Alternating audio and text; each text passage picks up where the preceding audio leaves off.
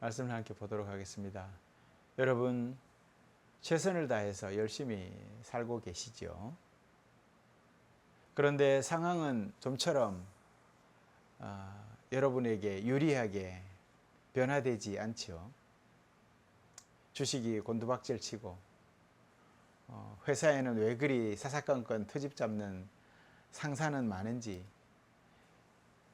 왜 그리 성적은 또 학교 성적은 오르지 않는지, 그렇죠. 그래서 이것 좀 바꿔보겠다고 열심히 애를 써보는데 그것도 잘 되지 않아서 결국 하나님께 매달려도 봅니다. 그렇게 기도하죠. 하나님이면 이런 건 문제도 아닐 텐데 라고 말이죠. 그래서 열심히 기도를 해봅니다. 그런데 하나님은 입을 꾹 닫고 계시죠. 마치 하늘 문을 걸어 잠근 것 같이 말입니다. 혼자 남겨진 것 같습니다. 절망 속에 더 깊이 빠지게 됩니다.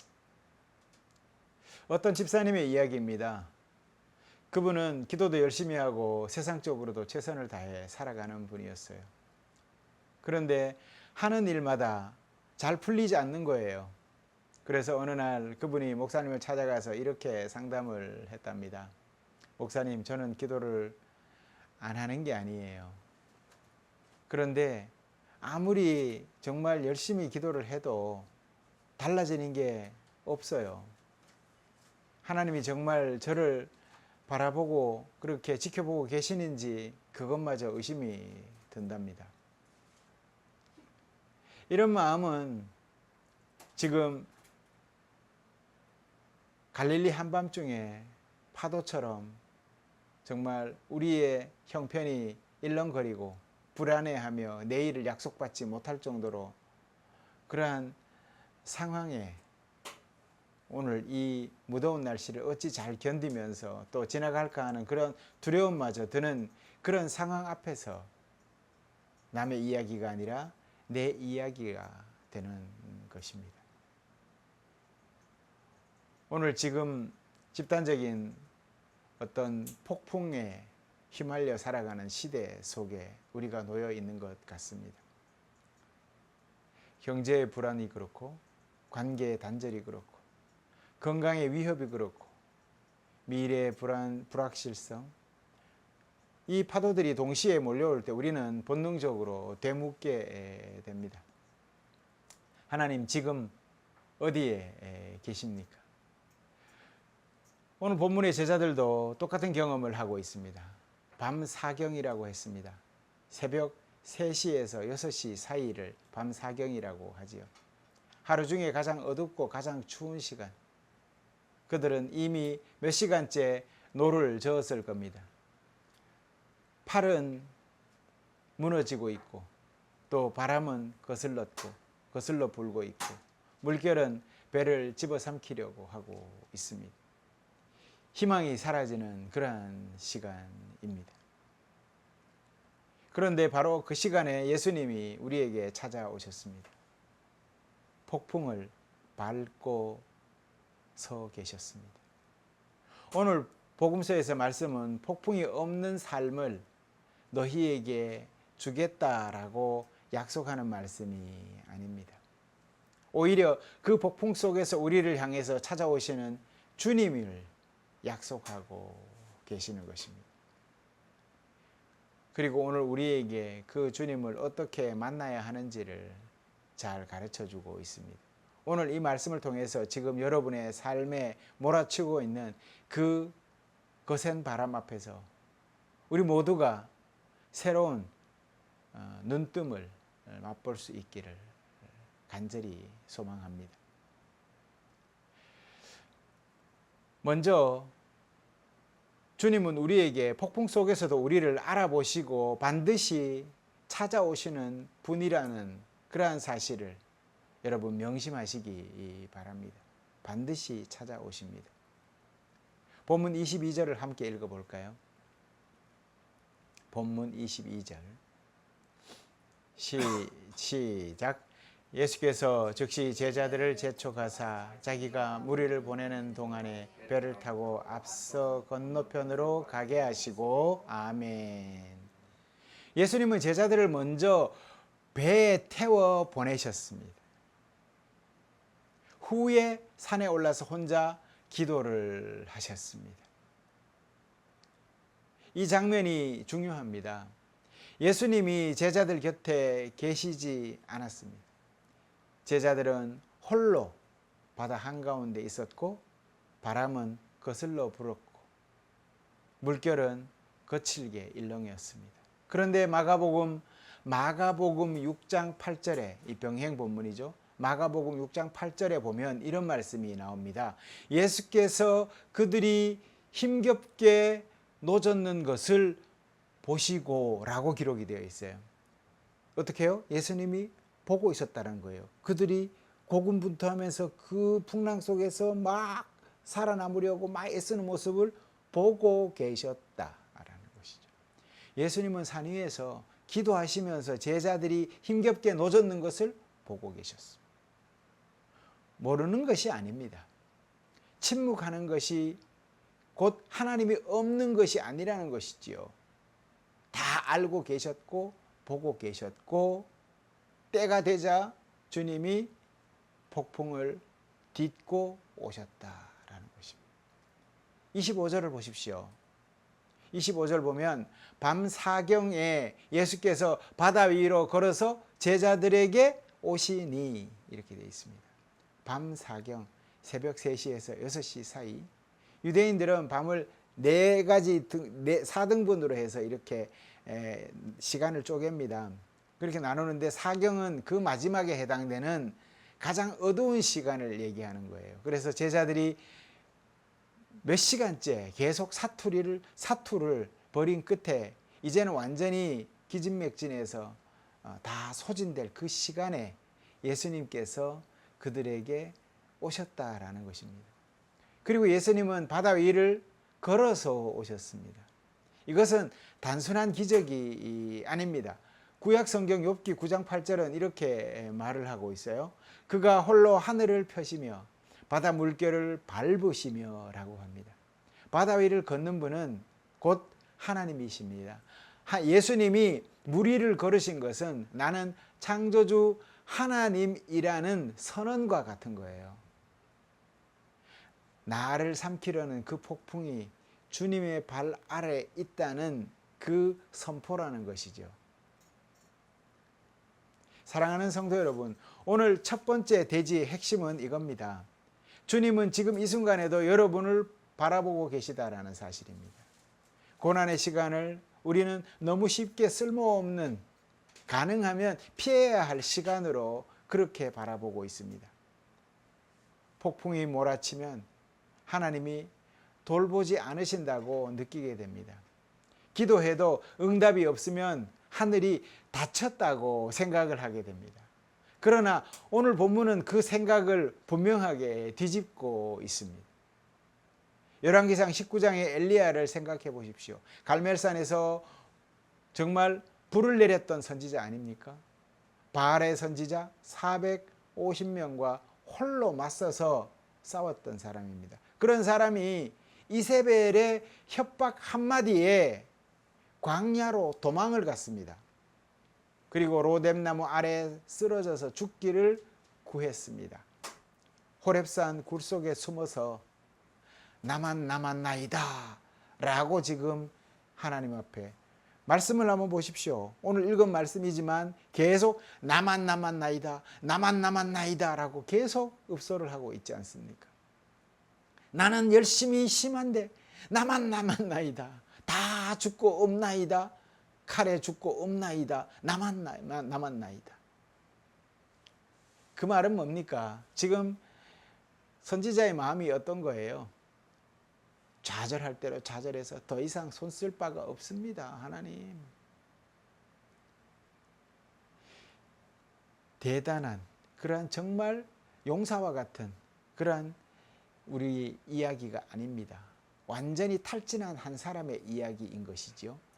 그런데 하나님은 그 굴 속까지 찾아오셨습니다.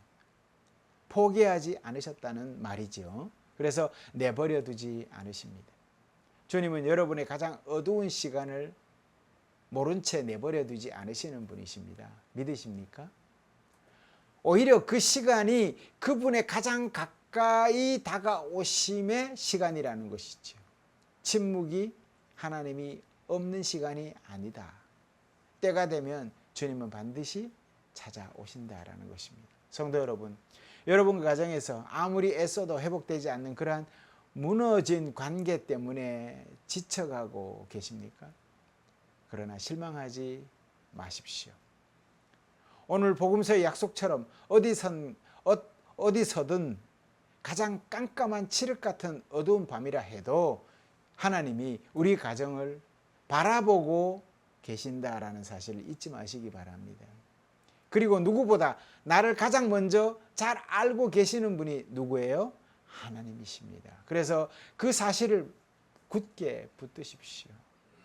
포기하지 마시기 바랍니다. 그리고 혹여 직장에서 부당한 상황 앞에서 힘이 빠지고 실망을 하고 기가 죽을 때가 있습니까? 때가 되면 반드시 주님이 회복시키실 것입니다. 그리 정의를 바르게 세우실 것이라는 믿음으로 오늘 하루를 굳게 버티시기 바랍니다. 그리고 여러분 각자의 내면에서 아무도 모르는 고독과 좌절의 시간을 보내고 계신 분이 있습니까? 하나님이 엘리야를 어찌 찾아오셨는지를 기억해 보십시오. 그 굴속까지 찾아오신 하나님이 지금도 여러분 곁에 계심을 기억하시기 바랍니다. 시편 85편 9절은 이렇게 고백하고 있습니다. 진실로 그의 구원이 그를 경외하는 자에게 가까우니 라고 했습니다. 그 자에게 그의 구원이 가까이 있다라는 겁니다. 구원은 멀리 있지 않습니다. 지금 이 자리에서 주님이 함께하고 계시는 것이지요. 여러분, 두 번째로 여러분에게 드리고 싶은 말씀은 이겁니다. 두려움을 이기는 힘은 환경이 아니라 주님을 바라볼 때에 두려움이 사라진다라는 것입니다. 본문 28절에서 30절을 한번 보십시오. 28절에서 30절 함께 한번 읽어볼까요? 시작. 베드로가 대답하여 이르되 주여 만일 주님이시거든 나를 명하사 물 위로 오라 하소서 하니 오라 하시니 베드로가 배에서 내려 물 위로 걸어서 예수께로 가되 바람을 보고 무서워 빠져가는지라. 아멘. 이 장면을 천천히 한번 여러분들 차분하게 읽어보시기를 바랍니다. 베드로는 실제로 물 위를 걸었지요. 이것은 부인할 수 없는 사실입니다. 예수님이 오라 하시니 베드로가 배에서 내려서 물 위로 걸어갔다라고 했습니다. 기적이 일어난 것이지요. 그런데 무엇이 그를 다시 물속으로 가라앉게 했습니까? 바람이 갑자기 더 강해진 것이 그를 물속으로 끌어들였을까요? 아닙니다. 바람을 보기 시작한 것이지요. 바람이 베드로를 끌고 물속으로 빠뜨린 것이 아니에요. 그런데 베드로가 바람을 보기 시작하니 빠지기 시작한 거예요. 여러분, 지금 시선이 예수님에게서 풍랑으로 옮겨지는 바로 그 순간입니다. 그는 빠져들기 시작을 한 것이죠. 우리가 예수님을 바라보고 있는 시선을 다른 곳으로 돌릴 때 그때 빠지게 된다라는 것입니다. 헬라어 원문을 보면요. 바람을 보고에서 보다라는 이 단어는 단순히 눈에 들어왔다라는 뜻이 아닙니다. 보다라는 것은 어떤 것이 눈에 들어왔다 이런 뜻이 아니라 주의를 기울여 바라보기 시작했다라는 의미인 것이죠. 베드로는 예수님 대신에 바람을 바라보기 시작했던 것입니다. 그리고 그 순간 발이 물속으로 빠져들어갔던 것이죠. 이것은 믿음에 대한 정확한 정의를 우리에게 깨닫게 해줍니다. 믿음은 폭풍이 사라진 상태가 아니다. 폭풍이 몰아치는 중에도 시선을 주님께로 고정하는 그 태도가 믿음이다라는 것이죠. 그러니 믿음은 뭐예요? 주님을 곧게 바라보는 것이 믿음이라는 것입니다. 히브리서 12장 2절 우리가 읽었습니다. 그 말씀을 제가 한번 읽어보겠습니다. 같이 한번 읽어볼까요? 참 좋은 말씀인데요. 12장 2절에 있는 말씀 시작. 믿음의 주여 또 온전케 하시는 이인 예수를 바라보자. 아멘. 다시 한번 읽어볼까요? 시작. 믿음의 주여 또 온전케 하시는 이인 예수를 바라보자. 아멘. 여러분, 바라보다는 다른 모든 것에서 눈을 돌려 오직 한 곳을 응시한다라는 뜻이에요. 여러 가지를 동시에 보는 것이 아닙니다. 다른 것들로부터 시선을 거두어서 예수님 한 분만을 집중하여 바라보는 것입니다. 열왕기상 19장 11절 12절에서 엘리야가 경험한 것도 이와 같습니다. 하나님이 엘리야 앞을 지나가실 때 크고 강한 바람이 산을 가르고 바위를 부수었습니다. 지진이 일어났지요. 불이 일어났습니다. 압도적인 현상들입니다. 그런데 본문은 반복해서 말을 하지요. 바람 가운데에 여호와께서 계시지 아니하며. 지진 가운데도 여호와께서 있었어요, 없었어요? 계시지 아니하며. 불 가운데도 여호와께서 계시지 아니하더니. 그리고 불 후에 세미한 소리가 있었습니다. 화려하고 강한 것에 시선을 빼앗기면 정작 우리에게 말씀하시는 하나님의 음성을 놓치게 된다라는 것이죠. 엘리야는 그 세미한 소리에 귀를 기울이기 시작했습니다. 그때 비로소 하나님을 만나게 되었던 것이죠. 사랑하는 성도 여러분, 오늘 두 번째 대지의 핵심은 이겁니다.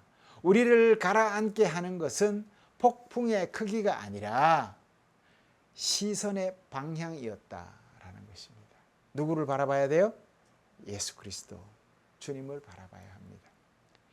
저는 가끔 이런 생각을 해봅니다. 우리가 하루 중에 무엇을 가장 오랫동안 들여다보는가? 가장 우리의 시선을 사로잡는 게 무엇인가?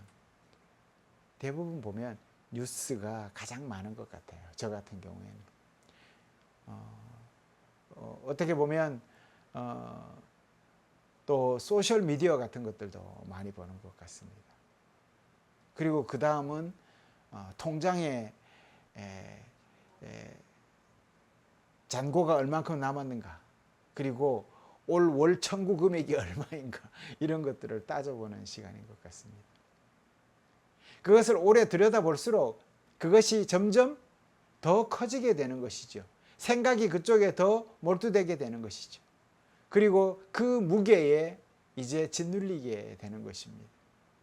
베드로처럼 바람을 묵상하기 시작하는 것이죠. 바람을 묵상할 필요는 없습니다, 여러분. 주님을 바라봐야죠. 왜 바람을 바라보고 묵상을 합니까? 그런데 주님을 오래 바라보면 어떻게 될까요? 여러분, 시편 기자가 이렇게 고백을 합니다. 내가 여호와를 항상 내 앞에 모심이여 그가 나의 오른쪽에 계심으로 내가 흔들리지 아니하리로다. 아멘. 주님의 크심을 묵상하면 문제가 상대적으로 작아져요. 바람보다 크신 분이 내 곁에 계심을 알게 되기 때문에 그렇습니다. 그렇습니다, 성도 여러분. 매일 아침 하나님의 말씀으로 시작하는 습관을 여러분 들여보시기 바랍니다. 하루의 시작을 뉴스보다 먼저 기도의 자리에 앉아보십시오. 하루의 첫 시선을 주님께 드려보십시오. 이것이 시선을 고정하는 가장 구체적인 실천일 것입니다. 그리고 자녀의 문제, 가족의 문제로 잠 못 이루는 밤이 혹 있습니까? 그 문제에 짓눌려 있는 시간 보다가 그 문제를 주님께 내어놓는 시간을 더 많이 가져보시기 바랍니다. 그러면 그 문제가, 그 산더미 같은 문제가 작게 보일 겁니다. 마지막으로 내면을 잘 다스려야 합니다. 소셜미디어와 정보의 홍수 속에서 의도적으로 벗어나서 고요한 시간을 잠시라도 가지려고 애써 보십시오. 세미한 소리는 시끄러운 자리에서는 잘 들리지 않지요. 침묵 속 잠잠히 앉아서 주님을 바라볼 때에 그 소리가 들려지게 되는 것입니다. 풍랑을 보면 가라앉지만 주님을 보면 걷게 될 것입니다. 어디를 바라보느냐가 우리의 하루를 결정할 것입니다. 이제 세 번째 마지막 대지를 여러분과 함께 나누도록 하겠습니다. 성도 여러분, 세 번째 오늘 말씀이 우리에게 주시는 깨달음은 이것입니다. 빠져가는 그 순간 주님의 이름을 부르라는 것입니다. 그러면 주님이 손을 내밀어 잡아주실 것이다 라는 것입니다. 본문 오늘 30절 31절 복음서의 본문을 제가 읽어보겠습니다. 바람을 보고 무서워 빠져가는지라 소리질러 이르되 주여 나를 구원하소서 하니 예수께서 즉시 손을 내밀어 그를 붙잡으시며 이르시되 믿음이 작은 자여 왜 의심하느냐 하시고 아멘. 베드로의 기도는 짧았습니다. 길고 유창하지도 않았어요. 뭐라고 했습니까? 주여 나를 구원하소서. 신학적 논증도 없습니다.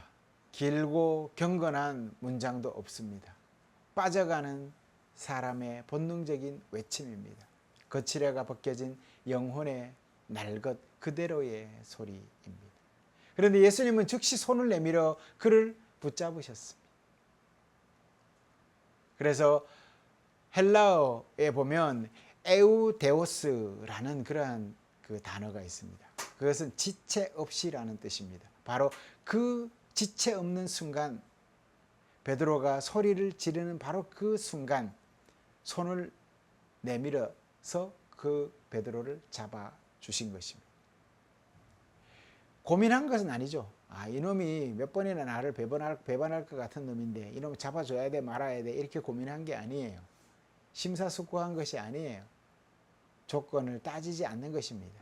즉시 붙잡아 주신 것입니다. 그래서 여기서 한 가지 더 주목해야 할 것이 있습니다. 예수님은 왜 의심했느냐? 나를 그렇게 못 믿었니? 뭐 이렇게 물은 것이 아닙니다. 책망의 말씀, 그런 것들, 그런 책망과 동시에 손은 이미 어떻게 보면 어떻게 되어 있습니까? 그런 말이 있음과 동시에 손은 어떻게 됐습니까? 먼저 베드로에게 가 있는 거예요. 책망하면서 붙잡으셨다라는 겁니다. 질책하면서 건져내셨습니다. 이것이 주님의 방식인 것이죠. 깨달음을 주시는 것입니다. 로마서 10장 8절과 13절은 이렇게 말을 합니다. 말씀이 내게 가까워 내 입에 있으며 내 마음에 있다. 누구든지 주의 이름을 부르는 자는 구원을 받으리라. 구원은 멀리 있지 않습니다. 하늘로 올라가야 얻을 수 있는 것도 아니고요. 또 아주 깊은 곳에 내려가야 있는 것도 아닙니다. 우리 입과 마음에 가까이 있다라는 것입니다. 어떤 상태에 있든지 어떤 깊이에 빠져 있든지 간에 주님의 이름을 부를 수 있는 그 순간 구원의 순간인 것입니다. 그런 의미에서 보면 마지막 임종 예배를 같이 이렇게 드릴 수 있는 분들은 보면 얼마나 큰 복인지 모릅니다. 그렇게 입술로 고백할 수 있는 기회가 주어진다라는 것, 그 자체가 그 인생이 참 헛되지 않았다라는 생각을 그 마지막에 확인하게 되는 것 같습니다. 사랑하는 성도 여러분, 이 장면을 더 깊이 우리는 바라봐야 됩니다. 예수님은 왜 의심하였느냐라고 말씀은 하셨지만 손은 이미 내밀고 계셨다라고 제가 했습니다. 이것이 복음의 본질인 것이지요.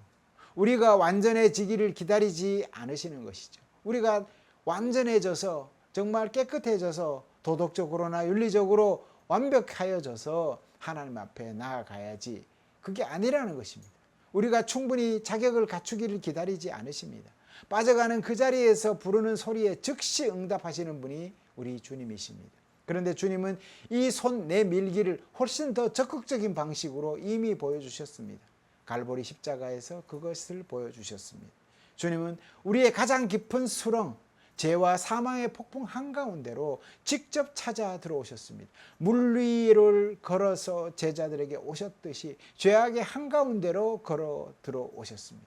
그리고 우리를 대신하여서 가라앉으셨습니다. 우리가 빠져야 할 그 자리에 대신 당신 몸을 던져 넣으시고 우리를 구원하셨습니다. 그러나 거기서 끝이 아닙니다. 사흘 만에 부활하셔서 우리를 다시 끌어올리십니다. 사망의 깊은 곳에서 우리를 건져 올리셨습니다. 주여 나를 구원하소서 라는 베드로의 이 외침이 응답된 이유가 바로 여기에 있습니다. 그분은 이미 우리를 위해 그 가장 깊은 곳을 통과하셨습니다. 십자가와 부활로 우리의 구원을 완성하셨기 때문에 지금 우리가 그 이름을 부를 때 즉시 손을 내밀 수 있는 것입니다. 말씀을 정리하겠습니다. 사랑하는 성도 여러분, 오늘 이 세 가지 말씀을 잊지 마시기 바랍니다. 지금 빠져가고 있다면 주님을 부르십시오. 주님의 손은 이미 여러분을 향해서 내어 뻗고 계십니다. 기도가 막히고 유창하게 기도할 수 없을 때, 형식을 갖출 수 없을 때 그 다급한 외침이 오히려 가장 깊은 기도가 될 것입니다. 거칠애가 걷어지고 날것 그대로 터져나오는 기도의 고백. 주여 나를 구원하소서. 여러분이 지금 어떤 상태에 있든 상관없습니다. 오랫동안 기도하지 못했어도 괜찮습니다. 신앙이 흔들리고 있어도 괜찮습니다. 실망하고 지치고 의심하고 있어도 괜찮습니다. 그 자리에서 그대로 주님을 부르십시오. 주님, 나를 꼭 붙들어 주시옵소서. 그 한 번 한마디면 충분합니다. 그러니 성도 여러분, 오늘 당장 가장 힘든 그 문제를 떠올리며 억지로 꾸미지 말고 그 마음 그대로 주님께 털어놓으십시오. 짧아도 됩니다. 다 듣지 않아도 됩니다. 주님, 저 지금 빠져가고 있습니다. 붙들어 주십시오. 이 한마디면 충분합니다. 그리고 가족 중에 지금 빠져가고 있는 분이 있습니까? 오늘 그를 위해 짧게 기도하십시오. 주님, 저 사람의 손을 꼭 잡아 주십시오. 마지막으로 로마서 10장 14절에서 15절의 말씀처럼 주님을 알지 못해 이름을 부르지 못하는 이들이 우리 곁에 있을 수 있습니다. 내가 그에게 이 이름을 전하는 발이 되어 보십시오. 아름답도다 좋은 소식을 전하는 자의 발이요. 성도 여러분, 함께 저를 따라서 한번 해봅시다. 폭풍은 사라지지 않을 수 있다. 그러나 폭풍을 밟고 오시는 주님은 반드시 우리를 붙잡으신다. 아멘. 오늘 우리가 함께 붙든 세 가지를 기억하십시오. 첫째는 주님은 산 위에서도 우리의 폭풍을 보고 계셨다라는 사실. 응답 없음이 곧 주님 없음이 아니라는 사실. 때가 되면 반드시 폭풍을 밟고 오신다는 사실. 이 사실을 믿으시기 바랍니다. 그리고 우리가 가라앉게 하는 것은 폭풍의 크기가 아니라 우리의 시선이었다라는 것을 기억하시기 바랍니다. 사랑하는 성도 여러분, 하나님은 우리에게 폭풍 없는 삶을 약속하지 않으셨습니다. 그러나 이것은 약속하셨습니다. 내가 너와 함께 하겠다. 밤사경의 어둠 속에서도, 굴 속의 고독 속에서도, 물속으로 빠져드는 그 찰나에도 주님은 우리를 향해서 다가오셨습니다. 폭풍을 밟고 세미한 소리로 즉시 손을 내밀어 우리를 건져 주셨습니다. 지금 어떤 밤 사경을 지나고 계십니까? 굴 속에서 숨어 나만 남았나이다 라고 좌절하며 물속으로 빠져들어가며 손을 내밀고 있습니까? 성도 여러분, 그런 여러분을 향해서 그 어둠 속으로 오시는 분이 계십니다. 지금 이곳에 그분이 함께 계십니다. 그리고 오늘 여러분에게 말씀하십니다. 안심하라. 내니 두려워하지 말라. 그 목소리는 지금도 살아 있습니다. 오늘 그 주님을 향해서 시선을 들어 올리십시오. 그리고 부르십시오. 그분의 손이 여러분을 굳게 붙잡아 주실 것입니다. 주님 평화 함께 기도하시겠습니다.